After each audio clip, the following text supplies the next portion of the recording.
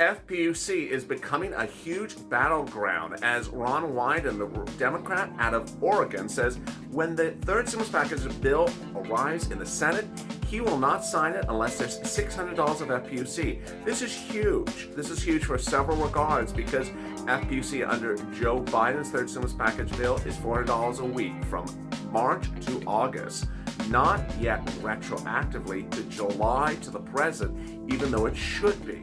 Ron Wyden says it needs to get modified. He wants lots of modifications. In this Overnight LA video, I explain how you get FPUC, what is FPUC, what is FPUC retro, how you get UI and PUA, and how you can still get things retroactively under UI and PUA, and also escalated, how you can raise your benefits across the board. Enjoy this throwback video on explaining unemployment.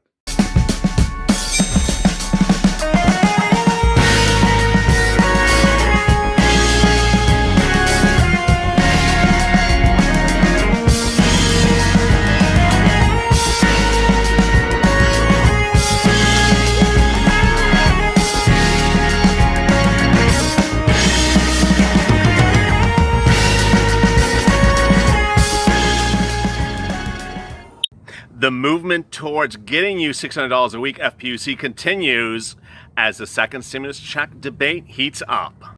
Hey, good afternoon, everybody. It's Sunday afternoon. Hope you're good and safe. This is Afternoon to LA Late. Hope your day and weekend is going wonderful. This is our 2-hour programming block that starts every Sunday at 3:30 Pacific Standard Time with the check, then hazard pay 30 minutes later, FPUC this video, and finally rent assistance. Big developments overnight about FPUC. As I predicted, and it sure enough happened, every major politician that could have something to say about FPUC said something on Sunday morning news, whether you believe it or not. Let me get right to the details. The big details overnight are that a second stimulus package is close to getting approved. We reported this first on Friday with several news reports suggesting that the second stimulus package is now very close to finalization, that the president has digressed from Mitch McConnell, who wrote that ridiculous bill called the HEALS Act that didn't do much of anything, and has been dispatching his team to get the negotiations done and finalized, and that a few items are still remaining. Sunday morning, Chuck Schumer confirmed that. He is one of the 4 people in the negotiations, saying that a few items still remain, but they made very good progress in a massive overnight-long negotiation session yesterday. What's happening with FPUC? Well, it's exactly what I had predicted for you, that everyone in the room of those 4 people were going to be booked on Sunday morning news and going to trash talk the other one, and they did exactly that. It's like you could, write this script and say, hey, do it. It was like a bad Real Housewives episode. So ironically, it was the reaction which became more the news than what these people actually said. Minution, just that one word, minution, was trending on Twitter all morning and afternoon with a basic reference to let them eat cake. The quote at issue was the one he said on Sunday morning news about $600 a week. He said that we don't want to, meaning him, doesn't want to give $600 a week because people are getting rich on it and they're staying at home and collecting a lot of money and they're profiting off the U.S. government. Well, social media had enough of it. This was not the first time they've heard this remark. They heard it from Mitch McConnell back in May, but in May, the economy was a little bit different then. In May, some people had jobs. In May, some people were able to make rent. The economic situation is far worse today. We're at the financial cliff now, the edge, or we're over it. We're collapsing. And Mnuchin was basically giving a let them eat cake line, and social media had it. Mark Meadows, I personally thought, made the biggest mistake of the morning of all the remarks, because he said this one. He said, Americans, I'm urging you, and this was on, I think it was on CBS Morning News, Americans, I urge you to call your senators and representatives and tell them to demand Nancy and Chuck to give you $200 a week because you're owed $200 a week and they're withholding your $200 a week, and we need to move forward and get your $200 a week. You see why You see why Mark Meadows was described by Associated Press as an unsophisticated negotiator and really out of his league in this whole environment. The reason why is because Mr. Meadows is unaware or is ignoring the polling numbers on the $200 a week. Let's make it very clear. No one supports the $200 a week. Republicans don't support it. Republican states don't support it. Republican state senators don't report it. Republican constituents don't report it. Swing states that the president has to win for the fall election don't support it. Everyone supports $600 a week. I mean, did you not see this coming?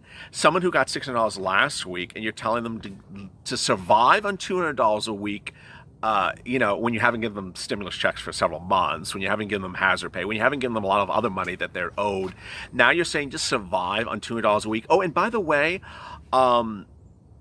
you're only supposed to get 70% of your unemployment benefits. Figure out where the other 30% comes from. What, do we have a tree? It reminds me of that guy in the Trump administration. You know which one I'm talking about, that older guy, who earlier during the pandemic said that Americans who are struggling to make rent and pay their unemployment and don't have enough unemployment benefits should start selling off their assets like their artworks. What? So Mark Meadows' remarks were just a little bit Twilight-ish zone, but I thought it was more like it was Saturday morning cartoons and you just had a politician on board. It was really ridiculous. So where are we on the $600 and the $200 and what's happening? Well, basically, there's no movement for the Democrats, and there will never be a movement for the Democrats on the $600 a week, allegedly, is where we're at.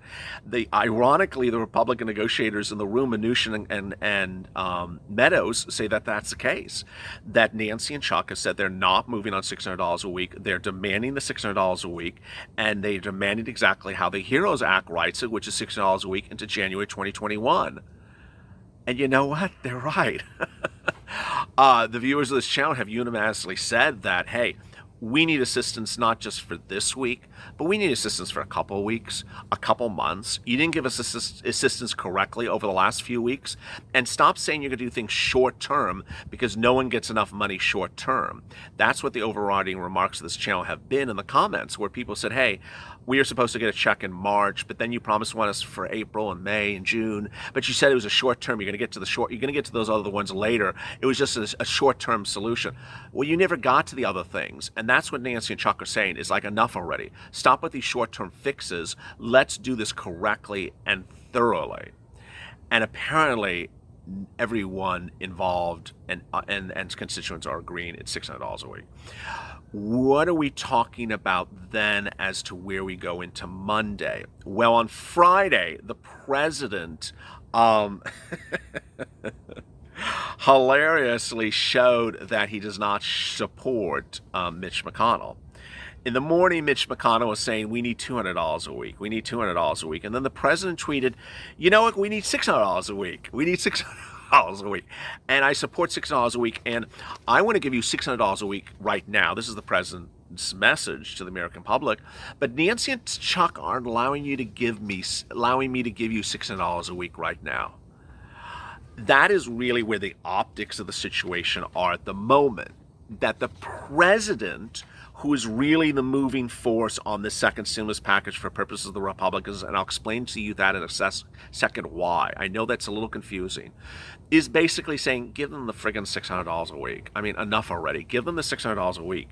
Nancy and Chuck want to give you the $600 a week, but the president wants to make it look like, this is what he's clearly trying to do, make it look like he's giving you something better than the Democrats, or blame the Democrats that there's an impasse, or blame the Democrats that you haven't gotten your $600 this week in the mail or last week. There's a blame game going on. And to tell you the truth, I mean, I would think most Americans can figure that out. I don't think I have to tell you that.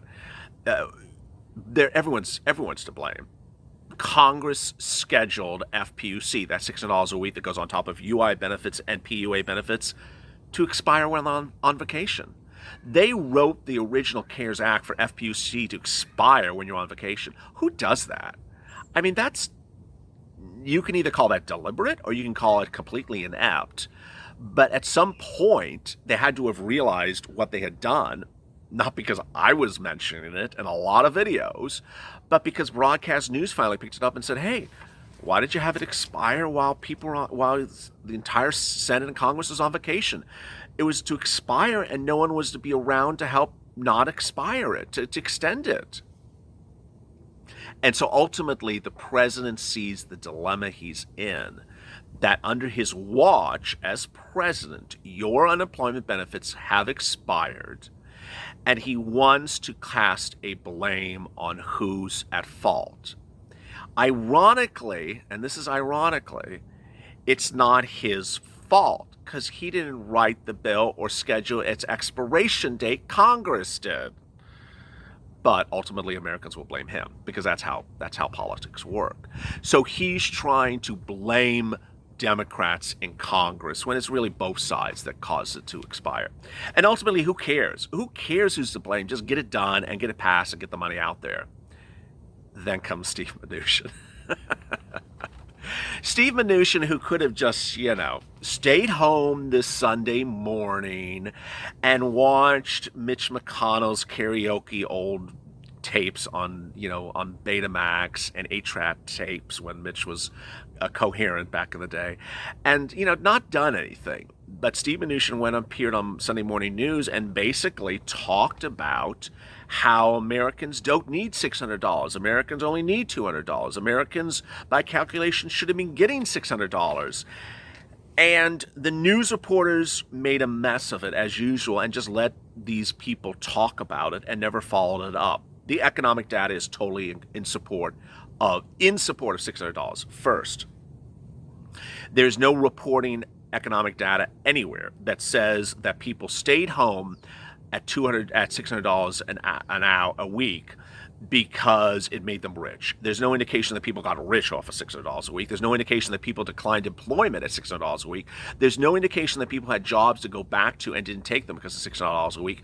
In fact, what doesn't make sense about the entire remark is unemployment offices know when you decline offers of employment to return. They cancel the benefits. So what are we talking about here, Steve? Next, there's countless economic reports that say you give more stimulus, you don't get less stimulus. And then if you try to siphon, reduce, constrict the amount of stimulus, especially in unemployment benefits, and you get the number wrong, you can cause not just financial calamity this year, but for many years to come. That's what he's risking, Steve Mnuchin. Next, the unemployment numbers are just absolutely horrible. And I got to tell you, if you've been with this channel for a while, and if you haven't, you're new, please like and subscribe to this channel. Please subscribe to the fun of this channel so you know when a new video goes live, and hit that bell so you get an alert. I've been saying since June, that I expected when we came into late July that the Republicans were going to use potentially favorable economic data to say, you don't need $600 a week, you just need, $100. There was $100 a week. That was a proposal from McConnell at one point. He also said zero. And I said they're going to rely on really out of touch, potentially favorable economic data and say you don't need unemployment benefits. Guess what? Yeah, you know what I'm about to say. There is no good economic data. It doesn't exist anymore. Whereas in May, you may have had a little bit here and there. You may have had new home sales were good, and this was good. There's nothing good anymore for anyone to bootstrap and say, I'm not giving you benefits because there's something good out there. No, everything is bad. All the economic reports are bad. And so that supports why the $600 a week, not $200 a week. New jobless claims. Over 1 million for the 19th consecutive week. As of last Thursday, it'll be the same this coming Thursday. Haven't seen that number since the Great Depression of the 1930s. Second, 30% of the GDP is gone. Gone as of last week. Third, consumer savings is down 30-40% if you even had a savings account anymore. Fourth, 40% of U.S. households that make $40,000 or less are unemployed. 5, 2/3 of America. No, I think it was 50 to 60% of Americans who rent are facing eviction. 6, I think it was like 20 or 30% of homes that are on mortgages are facing potential foreclosure. I mean, all this data is just bad, Steve. What are you doing? I mean, seriously, what are you doing? you can pitch, you can pitch just snake oil, but no one's going to buy this. And ultimately, here's some more data. If I didn't throw enough bad data at you there, I have good news for you, but I have bad economic data. I mean, that's I have to be truthful to you. I have 3 other economic indicators. These were released minutes ago because I always have up-to-the-minute stuff for you. Restaurant bookings, hotel occupancy, and air travel. I mean, bottom line, they're all bad. Restaurant bookings, they're down 60% from last year as of this week. So this is after the rebound that Mitch wanted to pitch, or after whatever you call that stuff in May. It's 60% down from last year. Hotel occupancy, they're down to 48%. They're at 40% now, hotel occupancy, compared to 74% a year ago this month. Ooh, that's down, what, about 50%, 40%? Enormous. Air travel is down 70 to 80% from last year. Really bad data. Really bad data. And anyone else that would have a really good brain cell as a news reporter would have had Steve Mnuchin on the program and said, Steve, you're here touting how people are staying home and not working. Well, under the first economic plan, you gave billions of dollars to airlines. And that billions of dollars to airlines required those airlines to keep people on the job and not fire them. So where did that money go? It went to the airline executives and to the airline coffers, and they fired the people. And now you're saying we messed up. Well, all those people are unemployed. You're not going to help those people? Let's talk about PPP, the loan program, Steve, that everyone from Kanye to Reese Witherspoon to every reality TV star got millions and millions of dollars. If you don't recall, PPP, you're allowed to draw salary. You're allowed to ask for a grant if you draw salary on your own business. So all these people got free money, and the restaurants got this enormous sum of money, these restaurants, and the restaurants didn't retain the employees. They laid them off. So again, you're doing this thing where you're throwing money at businesses and you're not throwing money at employees. In fact, you're telling employees to just get through it, struggle, don't complain, don't try to get rich off of it. You didn't say that to airlines. You didn't say that to restaurants. And how dare you now say that Americans, in July, with 64,000 new cases of COVID per day, are getting rich on the American economy. Who's getting rich at $600 a week? I mean, really? Come on, Steve. That they're staying at home and collecting benefits and not going back to work, which is like, as I said yesterday, that's about as ridiculous as believing the Easter Bunny exists. And Lori is a longtime viewer, dropped in the comments and said, LA, you ruined my day by telling me the Easter Bunny doesn't exist. Well, yeah, the Easter Bunny doesn't exist, and nor does Steve Mnuchin's economic data exist. It's just ridiculous. So there we are. That's a long explanation to basically that you're going to get $600 a week. I mean, it's just a hilarious backstory on what's going on. And ultimately, what I need you to understand and be informed about is that any bill that's passed is signed by the president. The president can veto or approve anything. So ultimately, that's why he's hands-on on this one, because he's just not going to support something that he doesn't want to approve. Coming up after this is rent eviction moratorium, which is a little bit like this one, but even more clear, where the president supports eviction moratoriums, but Mitch, when he wrote his wonderful bill giving big businesses a lot of bailouts, didn't include anything for evictions. So I guess Mitch wants half of the state of Kentucky to be homeless tomorrow morning. Boy, the Hot Mess Express is in second gear, heading into third gear. But let's put the brakes on it. Let's get through it. Let's stay positive. Let's stay motivated. Let's stay focused. Thanks for tuning in on this windy afternoon. I hope you're good and safe. I'm glad the hurricane in Florida has settled down. And join me on the next video, minutes from now, on rent assistance. Stay positive and save LA for more.